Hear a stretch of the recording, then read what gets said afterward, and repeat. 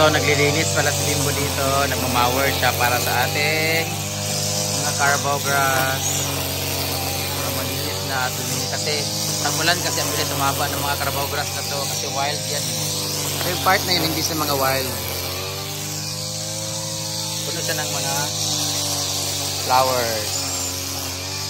Ayan. Maganda na naman siya tingnan pag nawalisan na. Ayun yung assistant niya si Lingling.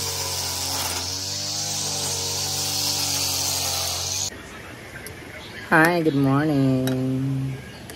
So dahil nilagnat tayo bumaghapon kahapon dahil sa masakit na kalubihan, para ako nakagood ng 5 beses sa isang araw. Ang anghang ng werlalo ko. So lugaw muna tayo for today's video. And after this one, puntahan natin yung ginagawa ni Britney doon na naglalabas siya ng mga basahan kasi kahapon naglaban na kahapon ng mga bedsheet. Tapos maglilinis din tayo ng waiting area kasi puro putik dahil maulan kahapon. Tapos mag-propagate tayo ng mga bougainvillea. Tapos mag-pruning din tayo. Kaso nawawala yung stand namin ng cellphone, tripod. Saan mo makabili ng tripod na talagang solid talaga? Lagi napuputol na sira eh.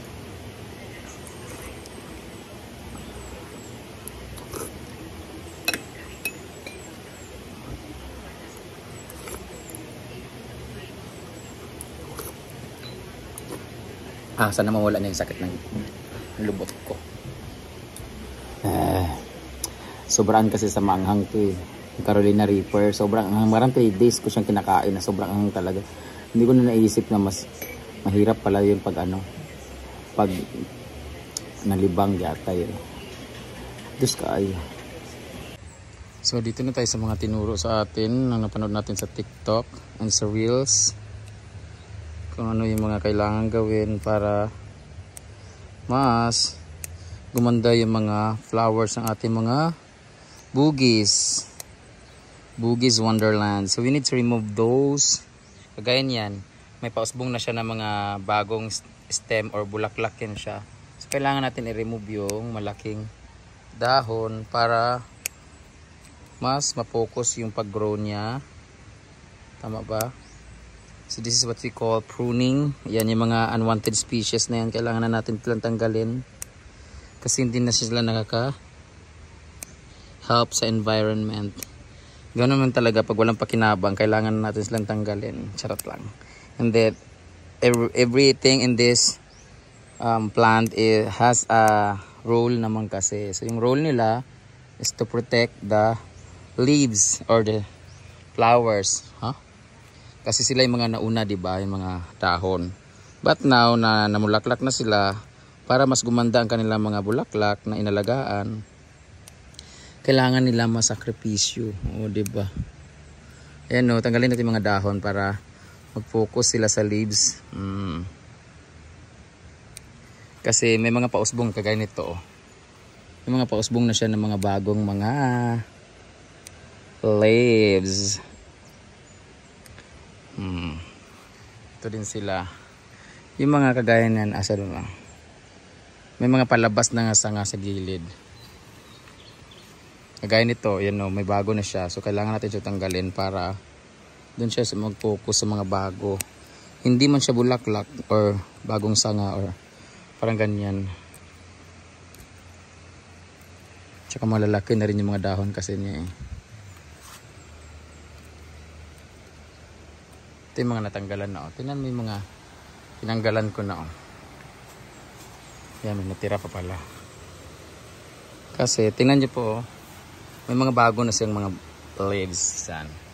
May mga flowers na siya. So, ayan o, may bago na naman o.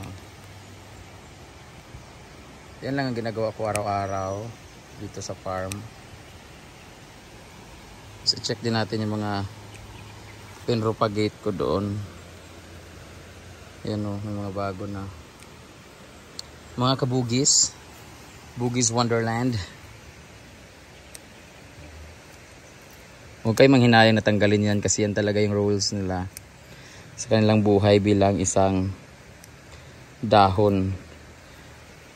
So dito naman tayo sa ating mga pinropagate for like 1 week na. Bakit may nasipa dito? Hello. 1 week na po itong mga naka-vacuum sila.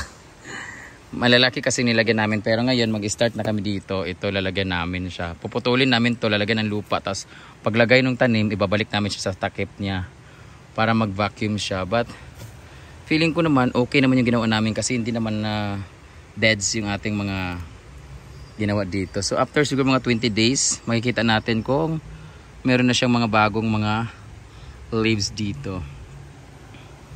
Ay maraming sila assorted. Galing yan sa dito, pinutol-putol namin. Ayan. Tinanggal namin sila dito, kinat namin sila. Para kahit papano ay madagdagan yung ating mga variety. Tapos, soon magta-try din akong mag-grafting. Kung kaya ko ba mag-grafting, yung kagaya ng ginagawa nito. Yung malaki yung stem niya, tapos pinutol, tapos ididikit yung mga different color para mag-assorted siya. All in one, multi-color. Kagaya nito, nag-grafted man na siya. So pinutol to dito, 3. Tapos iba-ibang color or variegated or different ang itsura niya. Kaya different din yung colors niya. So itatry natin yun siya. Maglinis muna ako ng ating waiting area. Hindi na nalagay dito itong sa labangan. Dito na yung tubig. Ha? Dito po, dito na. Di ko na ako lagi gumawa kasi gano'n niya. Naputik-putik mo ito gabi. Ay laban.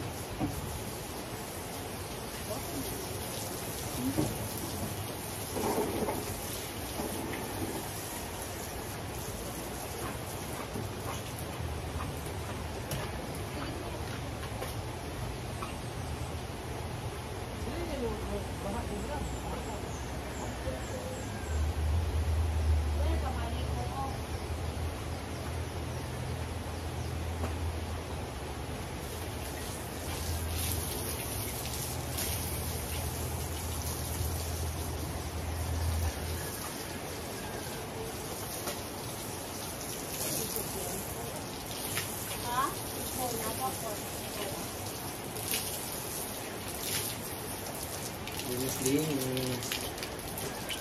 Ako ba rin? Ano ka naman madam? Ako nang kuwan sila. Ano ka dari bulan eh.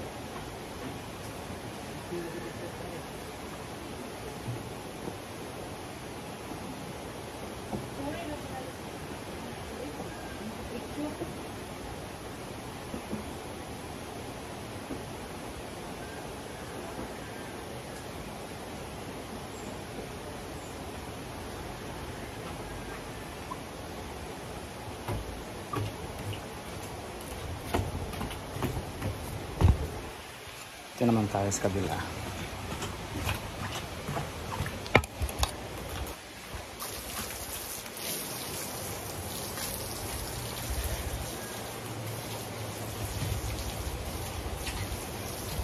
Dito ko madama. Kami dito kayo ini. For interview.